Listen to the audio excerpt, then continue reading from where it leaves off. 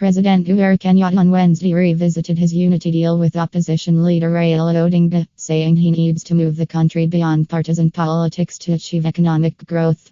Although he didn't mention the March 9th handshake between him and Mr Odinga, he said his government has resolved to work with all leaders across the political divide for development's sake. The two leaders shook hands for the first time since the controversial October 26 repeat elections last year, which Mr Odinga boycotted and later vowed not to recognize President Kenyatta.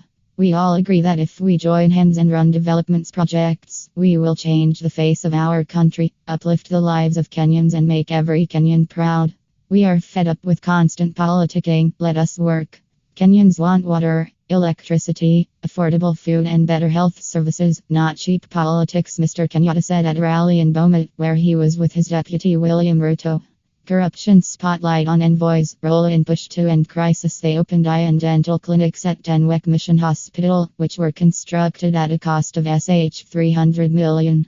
The leaders said the Jubilee administration will reach out to all stakeholders, including counties, non-governmental organizations, private and public sectors, to speed up economic growth in order to realize their four-point development agenda: food security, affordable housing, universal healthcare and manufacturing.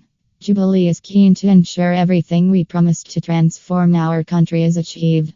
That will only happen if we mobilize every resource and every sector to push the transformation agenda, Mr Ruto said. The president said many development projects had been derailed by corrupt cartels, which, he added, were deeply rooted in public offices. I have learned several lessons here. You will not be able to blind me again, he told top officials from the health ministry. I continue to warn officers who think they are in office to squander public money. We have seen development here and it is clear that money has been well spent. What if we also set aside money and build such centers in every county? Will we not transform our country, he asked. EACC report that the president repeated this warning while launching a multi-million shilling hospital is significant because a year after he took office for his first term, he publicly admitted that his own office was swarming with corrupt cartels. He would later publicize a list of officials he said were implicated in various scandals. Though most of them were eventually acquitted in the courts, it did not save Kenya from scoring poorly in global corruption rankings. According to Transparency International, the country is ranked at 143 out of 180 countries across the globe in corruption. And according to the Ethics and Anti-Corruption Commission, 7 in every 10 corrupt dealings involve procurement of goods and services for public offices. The commission says that the country loses Sh 600 billion annually through corruption. Clinics. The new clinic has a capacity to handle 20,000 patients and conduct 5,000 surgeries yearly. The president told Health Cabinet Secretary Cicely Kariuki, who was present, to supervise construction of 4 similar clinics in Eldoret, Nyeri, Nairobi and Mombasa by next year, or risk losing her job.